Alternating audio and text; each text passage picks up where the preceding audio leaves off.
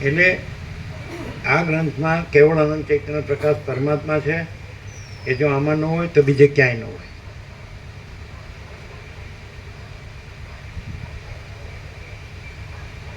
એ બીજે ખાલી શબ્દો જ હોય.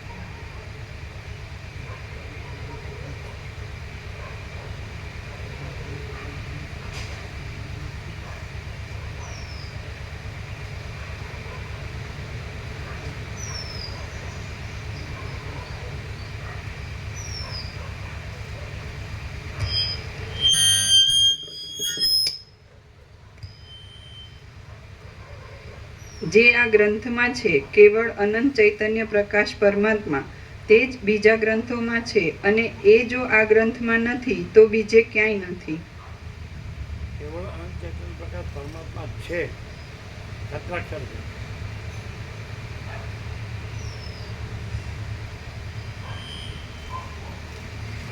જે આ ગ્રંથમાં છે કેવળ અનંત ચૈતન્ય પ્રકાશ પરમાત્મા છે તે જ બીજા ગ્રંથોમાં છે, અને એ જો આ ગ્રંથમાં નથી તો બીજે ક્યાંય નથી.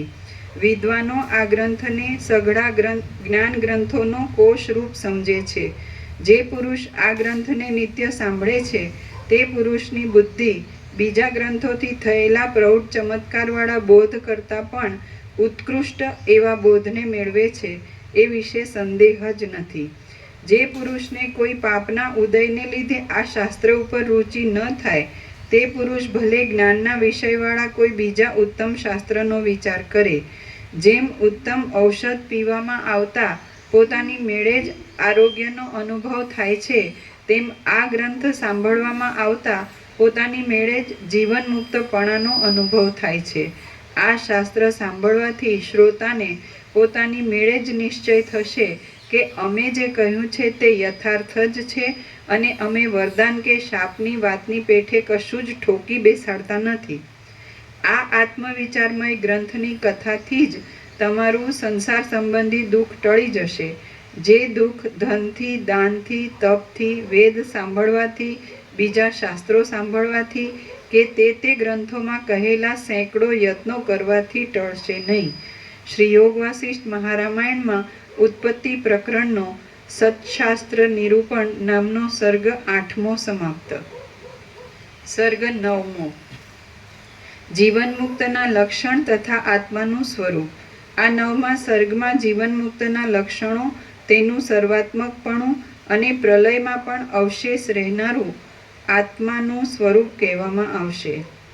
વસિષ્ઠ બોલ્યા, જેઓ આત્મામાં જ ચિત્ત રાખીને તથા આત્માની પ્રાપ્તિને અર્થે જ જીવનનો વ્યાપાર રાખીને એકબીજાને સમજાવ્યા કરે છે, સર્વદા બોધની વાતો જ કર્યા કરે છે, અને એમ કરવાથી જેઓ સંતોષ પામે છે તથા આનંદ ધરે છે, તે જ્ઞાનમાં જ એકમાત્ર નિષ્ઠા રાખનારા તથા આત્મજ્ઞાનનો જ વિચાર કરવાવાળા મનુષ્યોને જીવન મુક્તિ પ્રાપ્ત થાય છે, અને તે વિદેહ મુક્તિ સમાન છે. રામ બોલ્યા, હે બ્રહ્મન, વિદેહ મુક્તના અને જીવન મુક્તના લક્ષણો કહો, એટલે હું શાસ્ત્ર સિદ્ધ વિચાર કરીને તે પ્રમાણે જ યત્ન કરું. વસિષ્ઠ બોલ્યા, વ્યવહાર કરતા છતાં પણ અને આ જગત જેવું છે તેવું રહ્યા છતાં પણ જેની દ્રષ્ટિમાં જગત આકાશની પેઠે શૂન્ય થઈ જાય છે તે જીવન મુક્ત કહેવાય છે. વસિષ્ઠ બોલ્યા, વ્યવહાર કરતા છતાં પણ અને આ જગત જેવું છે તેવું રહ્યા છતાં પણ જેની દ્રષ્ટિમાં જગત આકાશની પેઠે શૂન્ય થઈ જાય છે તે જીવન મુક્ત કહેવાય છે. જે પોતે વ્યવહાર કરતા છતાં પણ જ્ઞાનમાં જ એકનિષ્ઠ રહે છે અને જાગ્રતમાં પણ સુષુપ્તિવાળાની પેઠે નિર્વિકારપણાથી રહે છે તે જીવન મુક્ત કહેવાય છે. સર્વદા એકનિષ્ઠાથી જ રહેનારા જે પુરુષના મુખની કાંતિ સુખમાં ઉદય પામતી નથી અને દુઃખમાં અસ્ત પામતી નથી તે પુરુષ જીવન મુક્ત કહેવાય છે. જે પુરુષ સુષુપ્તિવાળાની પેઠે નિર્વિકારપણે રહે છે, જેને વિષયોના સ્પર્શરૂપ જાગ્રત અવસ્થા જ નથી અને જેને જાગ્રતની વાસનાથી થતું સ્વપ્ન પણ આવતું નથી, તે જીવન મુક્ત કહેવાય છે. જે પોતે રાગ, દ્વેષ અને ભય આદિને અનુકૂળ એવી ક્રિયાઓ કરતા છતાં પણ આકાશની પેઠે મનમાં નિર્લેપ રહે છે તે જીવનમુક્ત કહેવાય છે. ક્રિયાઓ કરતા અથવા નહીં કરતા પણ જેનું મન અહંકારયુક્ત થતું નથી અને જેની બુદ્ધિ લેપાતી નથી તે જીવનમુક્ત કહેવાય છે. સ્વસ્વરૂપમાં એક સ્થિતિથી રહેનારો જે પુરુષ આત્માના પ્રકાશ માત્રથી જગતનો લય થાય છે અને આત્માને આવરણ માત્ર થવાથી જગતની ઉત્પત્તિ થાય છે એમ અનુભવપૂર્વક જાણે છે તે જીવનમુક્ત કહેવાય છે. સ્વસ્વરૂપમાં એક સ્થિતિથી રહેનારો જે પુરુષ આત્માના પ્રકાશ માત્રથી જગતનો લય થાય છે અને આત્માને આવરણ માત્ર થવાથી જગતની ઉત્પત્તિ થાય છે એમ અનુભવપૂર્વક જાણે છે તે જીવનમુક્ત કહેવાય છે. જેનાથી લોકો ઉદ્વેગ પામતા નથી, જે લોકોથી ઉદ્વેગ પામતો નથી અને જે પોતે હર્ષથી, ક્રોધથી તથા ભયથી રહિત હોય છે તે જીવનમુક્ત કહેવાય છે. જે પુરુષ સંસારમાં સત્યતા બુદ્ધિ ટળી જવાને લીધે ચિત્તવાળો હોવા છતાં પણ ચિત્ત વિનાનો હોય છે અને શરીરવાળો હોવા છતાં પણ શરીરથી રહિત હોય છે તે જીવનમુક્ત કહેવાય છે. જે પોતે સર્વ પદાર્થોથી વ્યવહાર કરતા છતાં પણ શીતળ રહે છે અને જે સર્વ પદાર્થોમાં પણ પૂર્ણ સ્વરૂપે રહે છે તે જીવનમુક્ત કહેવાય છે. જે પોતે સર્વ પદાર્થોથી વ્યવહાર કરતા છતાં પણ શીતળ રહે છે અને જે સર્વ પદાર્થોમાં પણ પૂર્ણ સ્વરૂપે રહે છે તે જીવનમુક્ત કહેવાય છે. જ્યારે શરીર કાળને અધીન થાય છે ત્યારે એ પુરુષ જીવનમુક્તની પદવીને છોડે છે અને જેમ પવન નિશ્ચળપણાને પામે છે તેમ તે વિદેહ મુક્તિની પદવીને પામે છે. વિદેહ મુક્ત પુરુષ ઉદય પામતો નથી, અસ્ત પામતો નથી, મંદ પડતો નથી, પ્રત્યક્ષ રહેતો નથી, અપ્રત્યક્ષ રહેતો નથી, દૂર રહેતો નથી, અહમરૂપ રહેતો નથી અને અહમરૂપથી અલગ પણ રહેતો નથી. વિદેહ મુક્ત પુરુષ સૂર્ય થઈને પ્રકાશે છે, વિષ્ણુ થઈને ત્રિલોકનું રક્ષણ કરે છે, રુદ્ર થઈને સર્વનો સંહાર કરે છે અને બ્રહ્મા થઈને સૃષ્ટિઓ કરે છે. તે આકાશ થઈને પવનોને, ઋષિઓને, સુરોને તથા અસુરોને ધારણ કરે છે અને મેરુ પર્વત થઈને લોકપાલોના પુરોના સ્થાનકરૂપ થાય છે. તે પૃથ્વી થઈને લોકોની અખંડ મર્યાદાને સાચવે છે અને ખડ, ગુચ્છ તથા લતાઓ થઈને તે ફળોના સમૂહો આપે છે. અગ્નિ થઈને તે પ્રજ્વલિત થાય છે, જળ થઈને તે દ્રવીભૂત થાય છે, ચંદ્ર થઈને તે અમૃતને ઝરે છે અને હળાહળ થઈને તે મરણ પામે છે. તે તેજ થઈને દિશાઓને પ્રકટ કરે છે, તે અંધકાર થઈને સર્વને અંધ કરે છે, તે આકાશ થઈને અવકાશ આપે છે અને તે પર્વત થઈને રોકી રાખે છે. ચેતનવાળો થઈને તે જંગમ થાય છે, જળ થઈને તે સ્થાવર થાય છે, સમુદ્ર થઈને તે પૃથ્વીરૂપી સ્ત્રીને કંકણની પેઠે વીંટી લે છે અને આવરણ રહિત પરમાત્મા થઈને તે પોતાના પ્રકાશથી વ્યાપેલા બ્રહ્માંડોરૂપી અનેક પરમાણુઓને ફેલાવતા છતાં પણ નિર્વિકાર રૂપે જ રહે છે. અને આવરણ રહિત પરમાત્મા થઈને તે પોતાના પ્રકાશથી વ્યાપેલા બ્રહ્માંડોરૂપી અનેક પરમાણુઓને ફેલાવતા છતાં પણ નિર્વિકાર રૂપે જ રહે છે. ત્રણેય કાળના સંબંધવાળું જે કાંઈ આ દ્રશ્ય પ્રકાશે છે, પ્રકાશી ગયું છે અને પ્રકાશશે તે સઘળું એ વિદેહ મુક્ત રૂપ જ છે. રામ બોલ્યા, હે બ્રહ્મન, એવું તે શી રીતે થવાય? મને તો એ સ્થિતિ વિષમ, ઘણા કષ્ટથી પ્રાપ્ત થાય એવી અને પામ્યા પછી સ્થિર રાખવી કઠિન લાગે છે. વસિષ્ઠ બોલ્યા, હે રામ, મેં આ જે વિદેહ મુક્તની સ્થિતિ કહી છે તે મુક્તિ જ કહી છે અને જે મુક્તિ છે તે જ બ્રહ્મ છે, તે જ નિર્વાણ છે. હવે એ સ્થિતિ શી રીતે પ્રાપ્ત થાય તે વિશે હું કહું છું, તમે તે સાંભળો. હું અને તું આદિ વ્યવહારોવાળું જે કાંઈ આ દ્રશ્ય જોવામાં આવે છે તે વિદ્યમાન છતાં પણ તે ઉત્પન્ન થયું જ નથી એમ સમજવામાં આવે તો એ નિર્વાણ સ્થિતિ મળે છે. રામ બોલ્યા, હે જ્ઞાનીઓમાં ઉત્તમ, હું અને તું આદિ વ્યવહારોવાળું જે કાંઈ આ દ્રશ્ય જોવામાં આવે છે તે વિદ્યમાન છતાં પણ તે ઉત્પન્ન થયું જ નથી એમ સમજવામાં આવે તો એ નિર્વાણ સ્થિતિ મળે છે. રામ બોલ્યા, હે જ્ઞાનીઓમાં ઉત્તમ, જો વિદેહ મુક્ત થયેલા પુરુષો તમારા કહેવા પ્રમાણે ત્રૈલોક્યરૂપ થતા હોય તો તેઓ સંસારરૂપ જ થાય એમ હું માનું છું. વસિષ્ઠ બોલ્યા, જો ત્રૈલોક્ય હોય તો તેઓ ભલે ત્રૈલોક્યના સ્વરૂપને ધારણ કરે, પણ જ્યાં ત્રૈલોક્ય શબ્દથી કહેવાતો કોઈ પદાર્થ જ નથી, ત્યાં વિદેહ મુક્ત ત્રૈલોક્ય સ્વરૂપ થાય છે એમ કહેવું બને જ કેમ? માટે આ જગત શબ્દથી કહેવાતો કોઈ પદાર્થ જ નથી. જે કાંઈ જગત છે તે સગુણું પરમાર્થ રૂપે અદ્વૈત, શાંત, પ્રકાશની અને આકાશની પેઠે નિર્મળ પરબ્રહ્મ જ છે. જે કાંઈ જગત છે તે સગુણું પરમાર્થ રૂપે અદ્વૈત, શાંત, પ્રકાશની અને આકાશની પેઠે નિર્મળ પરબ્રહ્મ જ છે. મેં ઘણો વિચાર કર્યો તો પણ સોનાના કડામાં મેં નિર્મળ સોના વિના બીજું કાંઈ પણ કડાપણું દીઠું નહીં. જળના તરંગમાં હું જળ વિના બીજું કાંઈ જોતો નથી. જળમાં જે તરંગપણું જોવામાં આવે છે તે મિથ્યા જ જોવામાં આવે છે. વાસ્તવિક રીતે જળમાં તરંગપણું છે જ નહીં. જે ચલન છે તે કોઈ સ્થળમાં કદી પણ પવનથી જુદું હોતું નથી, કારણ કે જે ચલન છે તે વાયુ જ છે. આ પ્રમાણે જગત બ્રહ્મથી જુદું પડતું નથી. જેમ જગતમાં અવકાશ છે તે આકાશ જ છે, અને નિર્જળ ભૂમિમાં જે જળ દેખાય છે તે તેજ રૂપ જ છે, તેમ આ ત્રૈલોક્ય પણ બ્રહ્મરૂપ જ છે. રામ બોલ્યા, હે મુનિ, જે યુક્તિથી જગતનું મિથ્યાપણું જાણીને મુક્તપણું પ્રાપ્ત થાય તે ઉત્તમ યુક્તિ મને કહો. દ્રષ્ટા અને દ્રશ્ય એક રૂપ થઈને પરસ્પર મળી ગયા છે અને તે બંને નથી એવી જ્યારે મનની દ્રઢ સ્થિતિ થાય છે ત્યારે નિર્વાણ સ્વરૂપ અવશેષ રહે છે. માટે દ્રષ્ટા અને દ્રશ્ય જગતનો જે રીતે અત્યંત બાદ થઈ જાય અને સ્વરૂપે રહેલું એક બ્રહ્મ છે એમ સમજાય એવી યુક્તિ તમે મને કહો. હે મુનિ, આ બાબત કઈ યુક્તિથી જાણી શકાય તથા શી રીતે સિદ્ધ થાય? એવો બોધ જો સિદ્ધ થાય તો પછી કાંઈ પણ કરવાનું બાકી રહેતું નથી.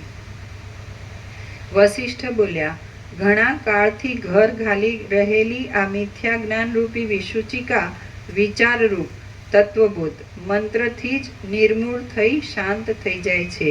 આ રોગ ઘણા લાંબા કાળથી જામેલો છે, માટે તેને તરત ઉખેડી શકાય એમ નથી, કારણ કે લીસા પર્વત ઉપર ચડવામાં જેટલો પરિશ્રમ થાય છે તેટલો જ પરિશ્રમ ઉતરવામાં પણ થાય છે.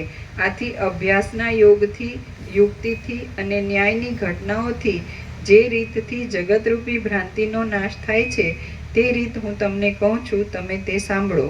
હે રામ, જ્ઞાનની સિદ્ધિ માટે હું તમને આ જે કથા કહીશ તે તમે સાંભળશો તો તમે બોધ પામીને અવશ્ય મુક્ત થશો. હવે હે રામ, હું તમને ઉત્પત્તિ પ્રકરણ કહું છું.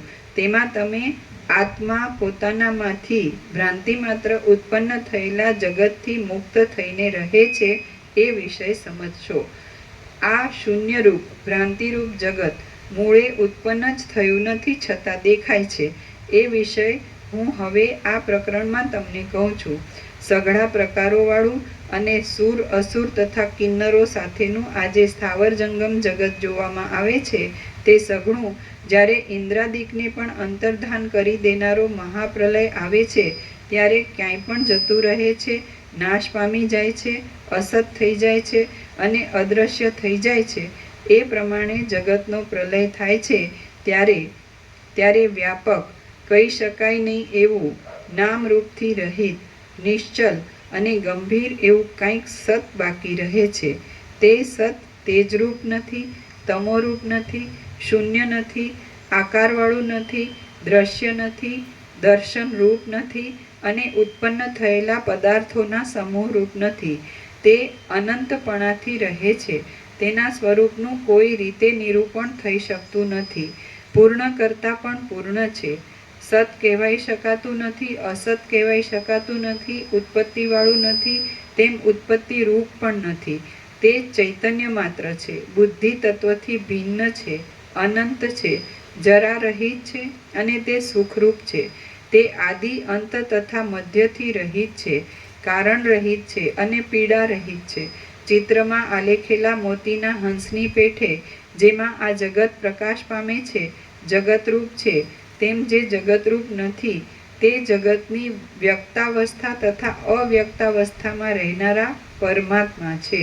પોતાને કાન, જીભ, નાક, ચામડી કે નેત્ર નહીં છતાં પણ તે સર્વ કાળમાં અને સર્વ દેશમાં સાંભળે છે, સ્વાદ લે છે, સૂંઘે છે, સ્પર્શ કરે છે તથા જોયા કરે છે. એમના પ્રકાશથી જ સઘળું જગત પ્રકાશે છે. એમનું સ્વરૂપ જ અજ્ઞાનના સમયમાં સૃષ્ટિરૂપે વિચિત્ર લાગે છે અને અજ્ઞાનની નિવૃત્તિના સમયમાં તે આદિથી તથા અંતથી રહિત લાગે છે. જેમ નેત્રો અર્ધા ઉઘાડીને ભ્રમરની સામે જોતા બંને ભ્રમરના મધ્યમાં ખોટી કાળી ટીપકી જોવામાં આવે છે, તેમ એ દેવના સ્વરૂપમાં પણ મિથ્યા જગત જોવામાં આવે છે. એ દેવ આકાશની પેઠે નિર્લેપ રહીને પોતાના સ્વરૂપની સત્તાથી પોતામાં સતરૂપ લાગતા જગતને જોયા કરે છે. એ સતરૂપ પરમાત્માનું બીજું કોઈ પણ કારણ હોવાની કલ્પના કરવી એ સસલાના શિંગડાની કલ્પના કર્યા જેવું છે. જેમ તરંગોનો સમૂહ જળના કાર્યરૂપ છે, તેમ આ જગત પણ એ દેવોના કાર્યરૂપ છે. નિરંતર પ્રકાશતા અને ચિત્તરૂપી સ્થાનકોમાં રહેનારા એ ચૈતન્ય માત્ર દેવરૂપી દીવાના પ્રકાશથી સઘળું બ્રહ્માંડ પ્રકાશ્યા કરે છે. એ દેવ ન હોય તો સૂર્ય આદિ આ સઘળા પ્રકાશો અંધકાર સમાન થઈ પડે છે. એ દેવરૂપી તેજમાં બ્રહ્માંડોરૂપી ઝાંઝવાના જળો ઝળક્યા કરે છે. જેમ ઉંબાડિયું ઘૂમવા માંડે છે ત્યારે તેમાં ચક્કર જેવો આકાર દેખાય છે, અને જ્યારે તે ઘૂમતું થંભે છે ત્યારે તેમાં એ આકાર દેખાતો નથી, તેમજ એ દેવ જ્યારે મનનું રૂપ ધારણ કરે છે ત્યારે તેમાં આ જગત દેખાય છે, અને જ્યારે તે મન રૂપપણાને સંકલ્પ રૂપપણાને છોડી દે છે ત્યારે તેમાં આ જગત દેખાતું નથી. વ્યાપક અને વિભાગ વિનાના એ દેવના સ્વરૂપમાં જગતના જે ઉત્પત્તિ તથા પ્રલય થાય છે તે કેવળ અવિદ્યાના આવિર્ભાવ અને તિરોભાવને લીધે થાય છે. એ દેવનું વાસ્તવિક રૂપ તો નિર્મળ છે અને અક્ષય છે. જેમ પવનના ચલન અને અચલન કહેવા પૂરતા જ પવનથી જુદા છે પણ વાસ્તવિક રીતે જુદા નથી, તેમ જગતની ઉત્પત્તિ તથા પ્રલય પણ કહેવા પૂરતા જ એ દેવથી જુદા છે પણ વાસ્તવિક રીતે જુદા નથી. કારણ કે એ દેવની સત્તા એવી અખંડિત છે કે તેમાં બીજા કોઈની સત્તા સમાય એમ નથી. કારણ કે એ દેવની સત્તા એવી અખંડિત છે કે તેમાં બીજા કોઈની સત્તા સમાય એમ નથી. એ દેવ સર્વકાળમાં અને સર્વ દેશમાં જ્ઞાની પુરુષોને પ્રકાશમાન છે, અજ્ઞાનીઓને અપ્રકાશિત છે, અને મુક્ત પુરુષોને અપ્રકાશિત નથી તેમ પ્રકાશિત પણ નથી. એ દેવની સત્તા એવી અખંડિત છે કે તેમાં બીજા કોઈની સત્તા સમાય એમ નથી. એ દેવ સર્વકાળમાં અને સર્વ દેશમાં જ્ઞાની પુરુષોને પ્રકાશમાન છે, અજ્ઞાનીઓને અપ્રકાશિત છે, અને મુક્ત પુરુષોને અપ્રકાશિત નથી તેમ પ્રકાશિત પણ નથી. એ દેવ ચલન રહિત છે, કલ્યાણ સ્વરૂપ છે અને શાંત સ્વરૂપ છે.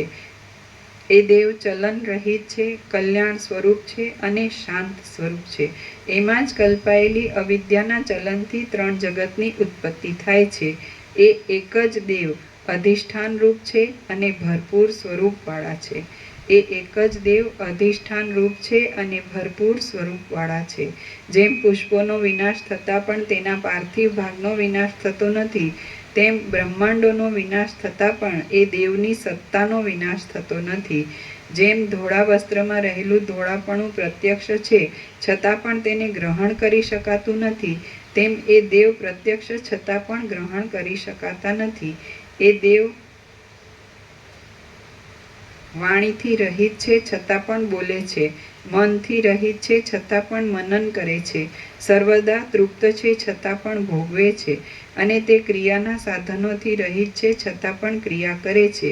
એ દેવ અંગ રહિત છે છતાં સર્વ અંગોવાળા છે. તેમને 1000 હાથ, 1000 આંખ, હસ્ત તથા નેત્રો છે. એ દેવ કોઈમાં રહેલા નથી છતાં સઘળા જગતમાં વ્યાપેલા છે. એ દેવ ઇન્દ્રિયોના બળથી રહિત છે છતાં સઘળી ઇન્દ્રિયોની ક્રિયાઓ એમનાથી જ થાય છે. એ દેવ મનથી રહિત છે છતાં જગતની અંદર આ સઘળી રચનાઓ એમના સંકલ્પથી ઉત્પન્ન થયેલી છે. એ દેવને નહીં જોવાથી સંસારરૂપી મિથ્યા સર્પથી ડરવું પડે છે, પણ એ દેવના દર્શનથી સંસારની સઘળી કામનાઓ અને ભીતિઓ ક્યાંય ભાગી જાય છે. એ દેવને નહીં જોવાથી સંસારરૂપી મિથ્યા સર્પથી ડરવું પડે છે, પણ એ દેવના દર્શનથી સંસારની સઘળી કામનાઓ અને ભીતિઓ ક્યાંય ભાગી જાય છે. જેમ દીવાનો પ્રકાશ હોવાને લીધે નાટક સંબંધી સઘળી ક્રિયાઓ પ્રવર્તે છે, તેમ અવિચળ અને મહાપ્રકાશરૂપ એ સાક્ષી હોવાને લીધે ચિત્તની ચલનરૂપ સર્વ ચેષ્ટાઓ પ્રવર્તે છે. જેમ સમુદ્રમાંથી નાના મોટા તરંગોની પંક્તિઓ ઉઠે છે, તેમ એ દેવમાંથી ઘટપટ આદિ સેંકડો પદાર્થોની પંક્તિઓ ઉઠ્યા કરે છે. જેમ સોનું, કડા, બાજુબંધ, કેયુર અને ઝાંઝર આદિ અનેક રૂપે ઉદય પામે છે, તેમ એ જ દેવ અનેક વ્યવહારિક અને મિથ્યા પદાર્થો રૂપે ઉદય પામે છે. જો એ દેવનો સાક્ષાત્કાર થાય તો તમે, હું અને આ સઘળા લોકો એક રૂપ જ છીએ. જો એ દેવનો સાક્ષાત્કાર થાય તો તમે, હું અને આ સઘળા લોકો એક રૂપ જ છીએ, અને જો સાક્ષાત્કાર ન થાય તો તમે, હું અને સઘળા લોકો ભિન્ન ભિન્ન છીએ. જળમાં તરંગોની પંક્તિ જળથી અન્ય નથી, છતાં તે અન્ય જેવી લાગે છે. તે અભિન્ન છે, છતાં ભિન્ન જેવી લાગે છે, અને તે અનાદિ છે, છતાં ઉત્પન્ન થયા જેવી લાગે છે, માટે તે મિથ્યા છે. તે જ પ્રમાણે એ દેવમાં દ્રશ્ય પદાર્થોની પંક્તિ અન્ય નહીં, છતાં અન્ય જેવી લાગે છે, અભિન્ન છતાં ભિન્ન જેવી લાગે છે, અને અનાદિ છતાં ઉત્પન્ન થયા જેવી લાગે છે. આથી તે મિથ્યા છે. કાળ સંબંધી 6 વિકારો, દ્રશ્ય પદાર્થોનો દેખાવ અને અનેક જાતના માનસિક મનોરથો એ દેવને લીધે જ સ્ફુરે છે. એ દેવના પ્રકાશથી જ જગતનો પ્રકાશ થાય છે. ક્રિયા, રૂપ, રસ, ગંધ, શબ્દ, સ્પર્શ અને અંતઃકરણનું ચૈતન્ય આદિ જે કાંઈ તમારા જાણવામાં આવે છે, તે એ જે દેવ છે, અને જેથી એ સઘળું જાણવામાં આવે છે, તે પણ તે જ દેવ છે. હે સુજન, પ્રમાતા, પ્રમાણ અને પ્રમેય એમાં અખંડિત રૂપે જે સંવિત જ્ઞાન રહેલું છે, તે તમારું સ્વરૂપ છે એમ તમે એકાગ્ર મનથી સમજો. એ બ્રહ્મ જન્મ રહિત છે, જરા રહિત છે, અનાદિ છે, અવિચળ છે, નિત્ય છે, સુખરૂપ છે, નિર્મળ છે, જાણ્યા પછી દૂર થાય એમ નથી, અત્યંત વંદનીય છે, શુદ્ધ છે, સઘળી રચનાઓથી રહિત છે, કારણોના કારણરૂપ છે, અનુભવરૂપ છે, બીજાથી જણાય એમ નથી, જ્ઞાનરૂપ છે, સર્વરૂપ છે, અને સર્વરૂપ છતાં પણ ગુપ્ત રહેલું છે. શ્રી યોગ વાસિષ્ઠ મહારામાયણમાં ઉત્પત્તિ પ્રકરણનો ઉત્પત્તિ પ્રકરણાર્થ કલ્પન નામનો સર્ગ 9મો સમાપ્ત. ઓમ ઓમ ઓમ. પ્રસાદ આપી દે.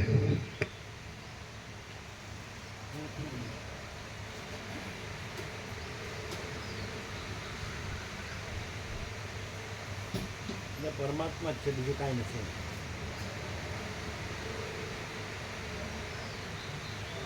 ભ્રાંતિ કાંઈ નથી, પરમાત્મા જ છે. કેવળ અનંત ચૈતન્ય પ્રકાશ પરમાત્મા છે.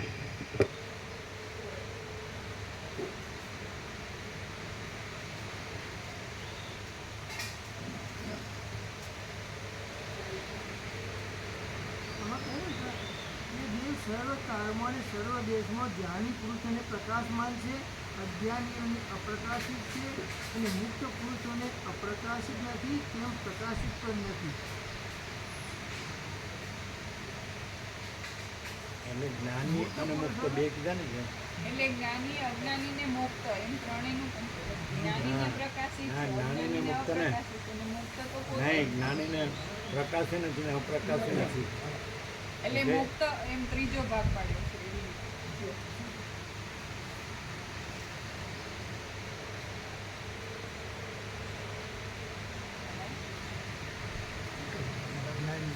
શું સમજ્યા તમે? જ્ઞાની અને મુક્ત બેનો અલગ અલગ કીધું. જ્ઞાનીને પ્રકાશ છે એમ કીધું, અપ્રકાશ નથી કીધું. અજ્ઞાનીને પ્રકાશ નથી, અપ્રકાશ કીધું. અને મુક્તને પ્રકાશે નથી ને અપ્રકાશે નથી. સ્વયંથી ખુલાસો ન થાય. અને એમ કહેવાય કે એનામાં એ પરમ કેવળપણું છે ને, એટલે પ્રકાશ ને આ પ્રકાશ બંને છે ને આભાસ સાપેક્ષ કીધા. એટલે જ્ઞાની હોય ને તો આભાસ વાસ્તવ હોય તો પ્રકાશ હોય ને આભાસ ન હોય. અને અજ્ઞાનીને પણ ત્યાં પ્રકાશ તો બધું પ્રકાશ જ છે, બધું આખો અને સમાન રૂપે એક જ. પણ દ્વૈત બ્રહ્મ હોય તો દ્વૈત બ્રહ્મ સાથે જ્ઞાનીને પ્રકાશ હોય ને અપ્રકાશ ન હોય, એટલે ભ્રાંતિ ન હોય, અજ્ઞાન ન હોય. અને અજ્ઞાનીને પ્રકાશ છે પણ પ્રકાશ ન હોય, અને અજ્ઞાન હોય, ભ્રાંતિ હોય. અને મુક્ત એટલે કે જે પોતે પરમ કેવળ પ્રકાશ છે, પરમ કહેવાય, તો એમાં દ્વૈત ભ્રાંતિ છે જ નહીં. એટલે એ દ્વૈત ભ્રાંતિ સાપેક્ષ પ્રકાશે કેવા પણ નથી ને અપ્રકાશે કેવા પણ નથી. દ્વૈત ભ્રાંતિ હોય તો દ્વૈત ભ્રાંતિ નથી અને પ્રકાશ છે, એ જ્ઞાની. સમજાય છે? એમ કે જ્ઞાનીને પ્રકાશ રૂપ છે અને અજ્ઞાનીને અપ્રકાશ રૂપ છે, અને મુક્તને બેય નથી, પ્રકાશ રૂપે કારણ કે પોતે જ પરમ કેવળ પ્રકાશ છે. એટલે પરમ કૈવલ્ય એટલે શું?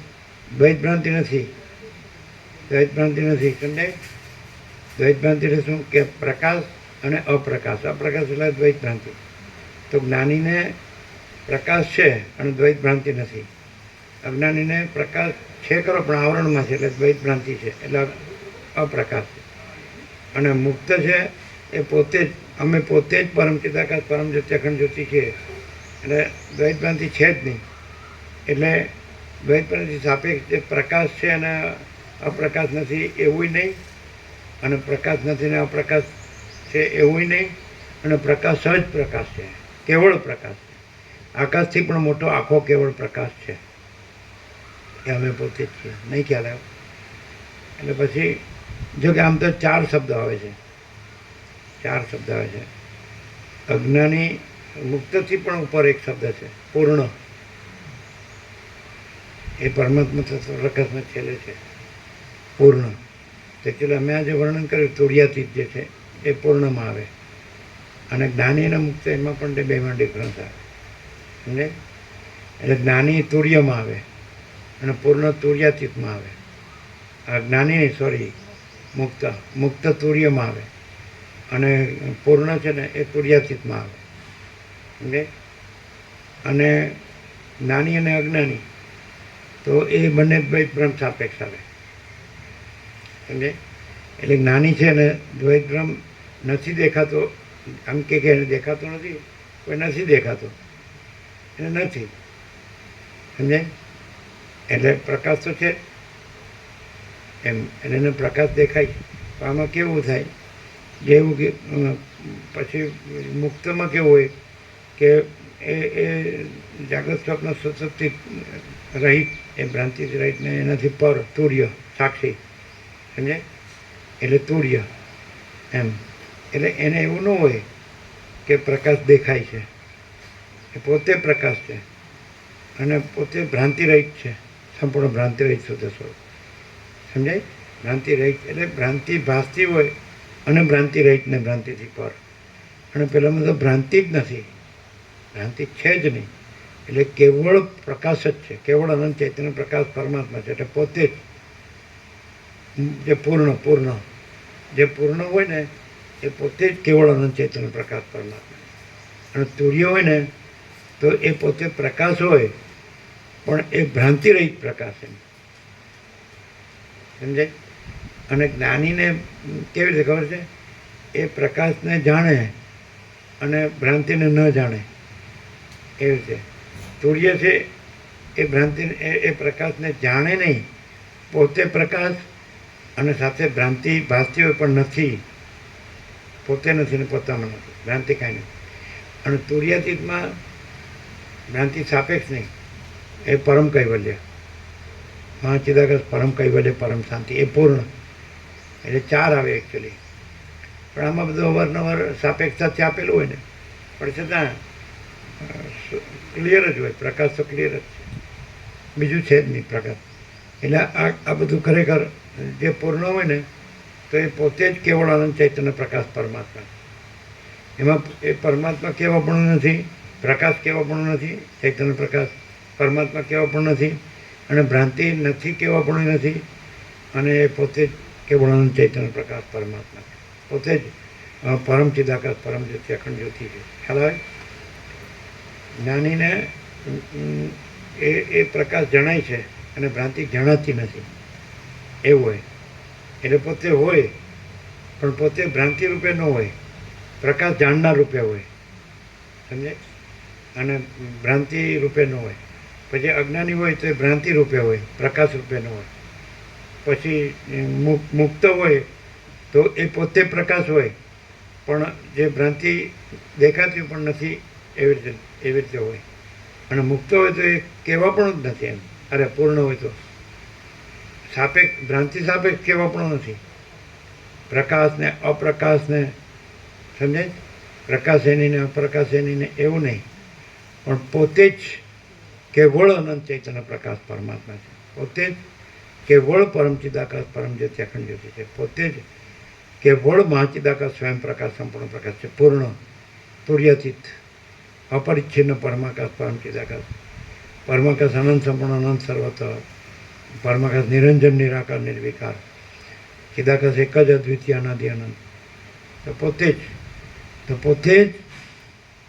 જ પૂર્ણ બ્રહ્મ અનંત તેજગન અનંત ચિતગન, અને પોતે જ પરમાકાશ કેવલ અનંત શુદ્ધ તેજગન, અને પોતે જ પરમાકાશ અખિલાત્મા પૂર્ણ બ્રહ્મ પરમાત્મા. એટલે એમાં જ્ઞાની અજ્ઞાની અને મુક્ત એ ત્રણેયનો આવે. મુક્ત છે તો એ ભ્રાંતિ સાપેક્ષ મુક્ત છે કે ભ્રાંતિ નથી એવી રીતે. જ્ઞાની છે તો એ પ્રકાશને જાણે છે અને પ્રકાશમાં ભ્રાંતિ નથી એવી રીતે. અજ્ઞાની છે પ્રકાશને જાણતો નથી અને ભ્રાંતિને એ સાચી માને છે. પણ પૂર્ણ છે એ તો એ પોતે જ પૂર્ણ બ્રહ્મ અનંત તેજગન અનંત ચિતગન છે. ભ્રાંતિ છે જ નહીં કે પણ જેમ સૂર્ય છે પોતે જ પોતામાં પોતે જ, કે એ તુર્યાતીતનું દ્રષ્ટાંત છે. આકાશ પોતામાં પોતે જ એ તુર્યાતીતનું દ્રષ્ટાંત છે. મહાસાગર પોતામાં પોતે જ એ તુર્યાતીતનું દ્રષ્ટાંત. એટલે ચલન અને અચ્છા માયા અને અવિદ્યા એટલે શું? અવિદ્યા અને માયા એટલે શું? તો જે ચલન ભ્રમ છે એ અવિદ્યા માયા. પછી જે અનંત એકરસ નિરાકાર જળ મહાસાગર છે, તો જે ભાગનું જળ છે કે જ્યાં ચલન અને તરંગનો ભ્રમ છે, તો એ ભાગનું જળ છે એ તુર્ય, એ સાક્ષી, સમજાય. અને ભાગનું જળ છે તુર્ય હોય ને તો ત્યાં જે ઈશ્વર કીધું કે એ અવિદ્યા છે, પણ ત્યાં શુદ્ધ સત્વ ઉપાધિ છે. અવિદ્યા શુદ્ધ સત્વ એટલે એની બે ક્વોલિટીઝ છે, સ્વરૂપ જ્ઞાન અને સ્વરૂપ ધ્યાન. તો સ્વરૂપ જ્ઞાન અને સ્વરૂપ ધ્યાનથી એ પોતાને જળ રૂપે જાણે છે, જળ રૂપે, સમજે. અને શુદ્ધ સત્વ રૂપે એ પરમ આનંદ ને પરમ શાંતિ છે. આ ગુણત્રય વિભાગ યોગ 14મો છે ગીતામાં. તેમાં સત્વ એટલે સુખ અને જ્ઞાન, જ્ઞાન અને સુખ. અને રજોગુણ એટલે પ્રવૃત્તિ લોભ, અને તમોગુણ એટલે મૂર્તા જડતા અજ્ઞાન, સમજાય. તો જે સુખ અને જ્ઞાન ને સુખ કીધું ને એ સત્વ, અને પરમ આનંદ ને પરમ શાંતિ કીધું ને એ શુદ્ધ સત્વ. અને પછી એનાથી પણ પર ને રહી એટલે જે કેવળ જળપણું છે ને એ તુર્ય, સમજાય, એ તુર્ય. પણ રમણને પૂછ્યું કે તો પછી જે સત્વ અને તુર્ય એટલે ગુણાતીત એ બંને એક જ? તો કે એક જ એમ. એટલે સાપેક્ષતાથી એમ કે આ સત્વ અને આ તુર્ય શુદ્ધ સત્વ, પણ એવા ભેદ નથી, એક જ છે એમ કે. જેમ આપણે કહીએ તુર્ય અને તુર્યાતીત એક જ છે. કારણ કે તુર્યમાં ભ્રમ નથી, દ્વૈત ભ્રમ નથી, એટલે તુર્યાતીત જ છે. અને દ્વૈત ભ્રમ ભાસતો હોય તો પોતામાં નથી, દ્વૈત ભ્રમ કાંઈ નથી, એટલે તુર્યાતીત.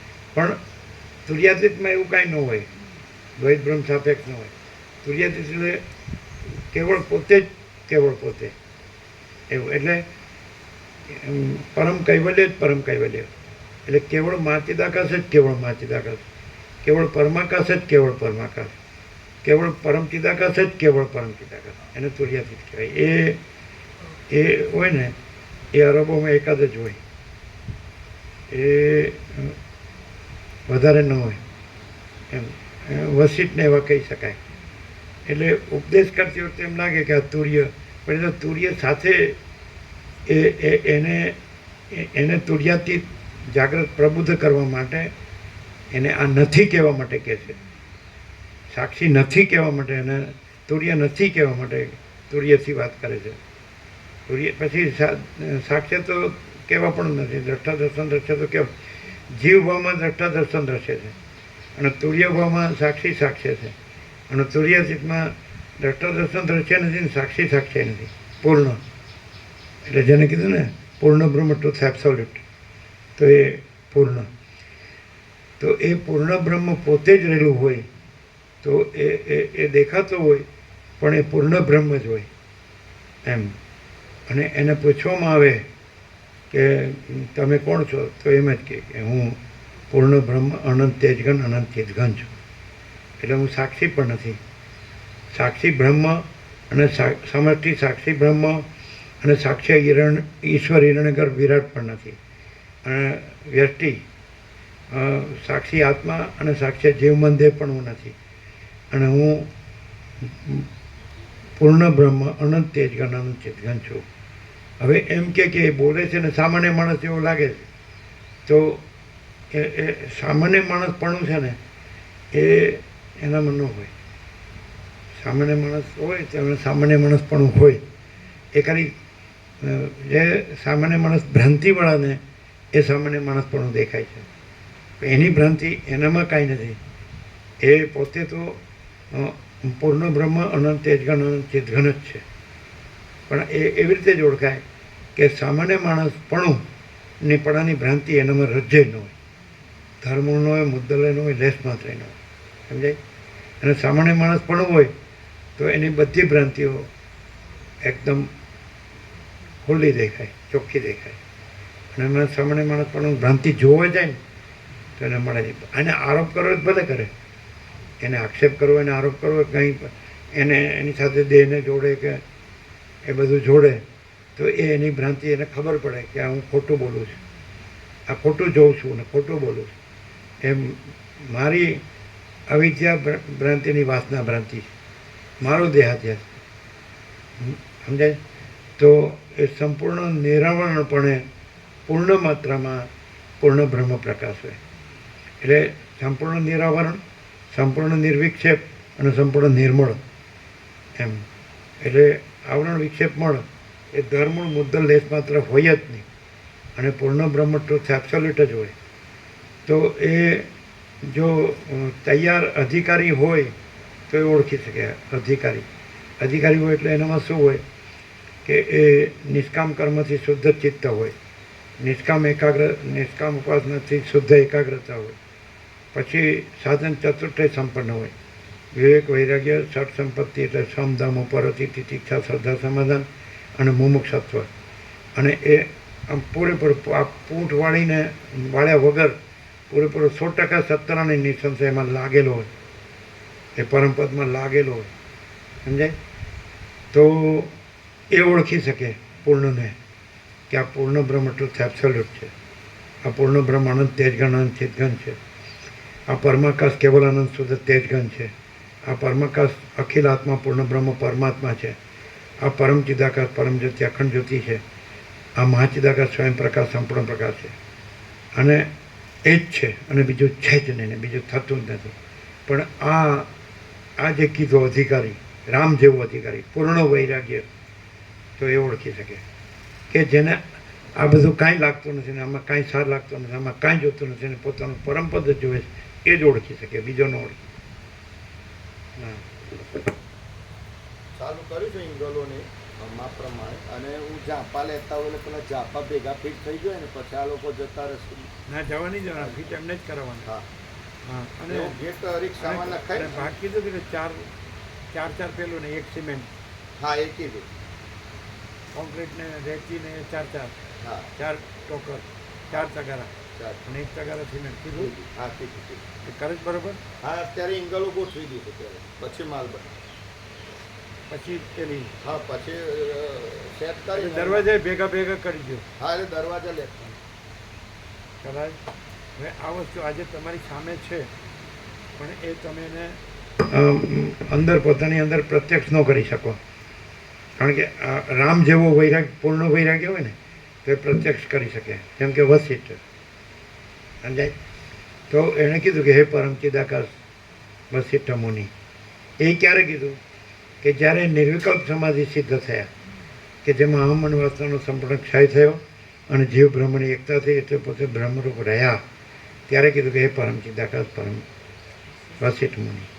તો બાકી બીજો હોય તો એને કેટલું થાય, કંઈ આપણને એમ સાચું સિમ્પલી કેવું હોય, સાચું આમ કાંઈ પ્લસ માઇનસ કરવા એક્ઝાગરેશન વગેરે હતી, તેને લાગે કે આપણે ઘણું નથી જાણતા એવું જાણવા મળે. એટલું જ એને અજ્ઞાની સંસારીને, કેમ કે આપણે પરમાત્મા બોલતા હતા, પણ આપણે જે પરમાત્મા જે પ્રકાશથી આપણને થોડા જાણવામાં આવ્યા, આપણે ખાલી બોલતા હતા, પણ આપણે હાવ ખોટા છીએ. અને એ પરમાત્મા આપણું બોલવું એ કાંઈ નથી, ખાલી બોલવું જ છે. અને ખરેખર પરમાત્મામાં આ આપણું બધું કાંઈ નથી, એવું એને કંઈક સાચું જાણવા મળે. પછી આગળ એનો પુરુષાર્થ, પછી એમ લાગે નહીં હવે અત્યારે તો આપણે આ જ બરાબર છીએ, તો એ ન કહેવાય. પણ એમ થાય કે નહીં હવે આ કાંઈ નથી અને આ જ છે અને આ જ રહેવું છે, તો એના માટે તો પછી તૈયાર જ. ખ્યાલ આવે આમ. એટલે સુખદેવ કે રામ જેવું હોય તો એ દ્રષ્ટાંતો છે, અને વસિષ્ઠના બધા દ્રષ્ટાંતો પણ પ્રત્યક્ષ છે. હવે લીલા હતી એ પણ સંસારી હતી, અજ્ઞાની સંસારી જ હતી. એ ભાઈ એ રાણી હતી, બહુ તો પેલો રાજા હતો શીખી એનો પદ્મ. પણ એને એ જે પરમપદ છે એને સરસ્વતી રૂપે અનુસંધાન કર્યું. એટલે પછી અનુસંધાન તો પરમપદનું જ થયું, એટલે પરમપદને પામી ગઈ. પદ્મય પરમપદને વિદુરથ થઈને પરમપદને પામી ગઈ.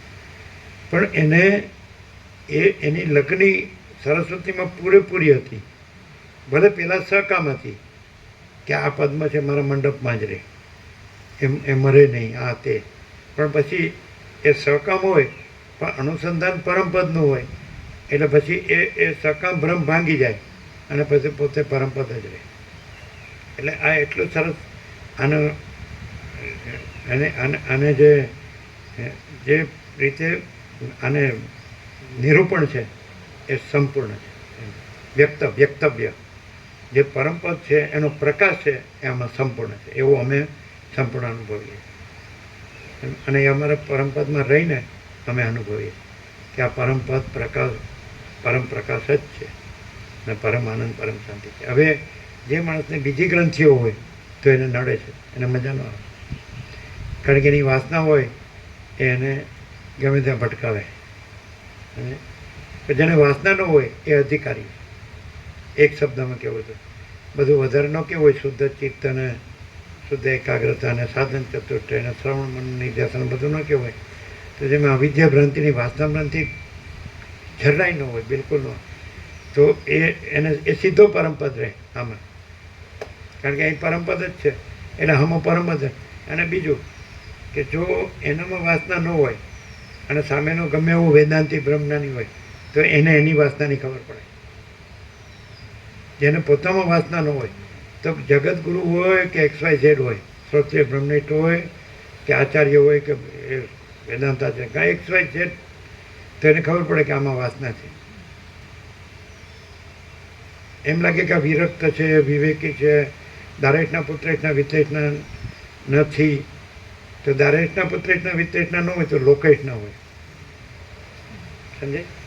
એ પોતાના અહમને બ્રહ્મ તરીકે ઠસાવે અને એની પરંપરા થાય.